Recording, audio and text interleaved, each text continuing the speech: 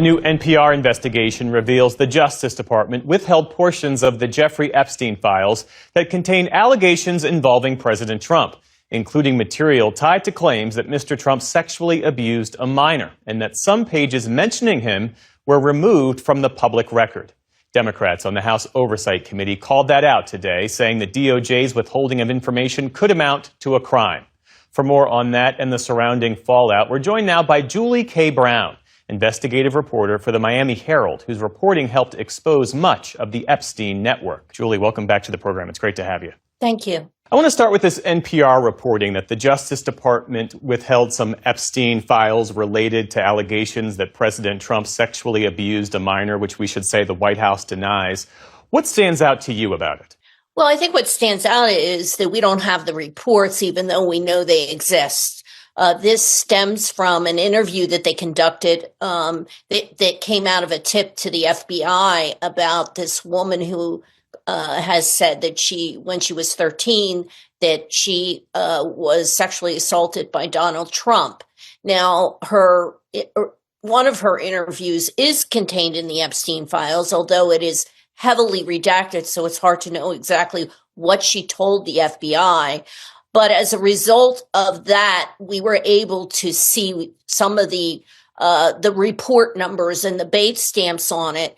And an independent journalist, actually named Roger Sollenberger, was the person that found out that it compared that number to the documents that the Southern District of New York prosecutors gave to Ghislaine Maxwell's lawyers as part of her criminal case.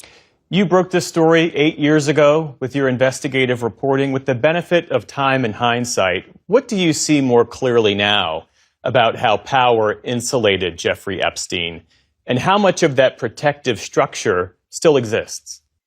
Well, I think it shows that it absolutely does exist. I mean, the fact that we aren't getting the full picture, that these files are so heavily redacted, that there are names of men in these files that have been redacted, yet some of these victims' names have not been redacted from the files. It shows that this case is still an example of how there are two systems of justice in this country, one for people who have money and power and one for people who don't. Well, what key questions remain unanswered, and where do you think the public and the media might be misunderstanding or oversimplifying what these documents can and can't do? Well, I think that, because I've been on this case for so long, I probably look at it a different way. And I look at it from the point of view that the Justice Department has never really done their job on this, that the FBI and the Justice Department never took these victims seriously, that they had a preference, I guess, for letting this case just die.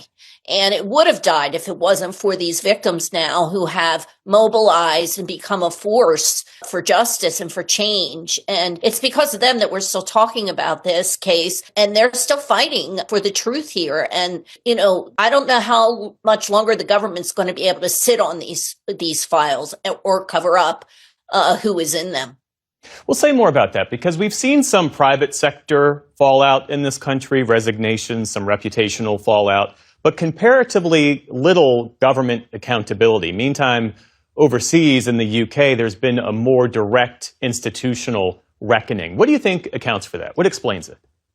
Well, I think that right now in our country, we really aren't holding people in authority accountable at all. I mean, we're seeing it with what's happening with our government to some degree, with some of the people who work for our government, supposedly working for us, who are making money, through their positions in government instead of, using their positions for the public and for a public good. And I think if you don't have the kind of government that really wants to work for the people, this is the kind of thing that happens. I can't explain why European or British government feels that they are taking a different approach. But I do think that our government, for reasons that I think are evident to most people, are covering up this crime. And it is a crime. It has nothing to do with politics. It has nothing to do with whether someone's a Republican or a Democrat. It was a crime against children and women.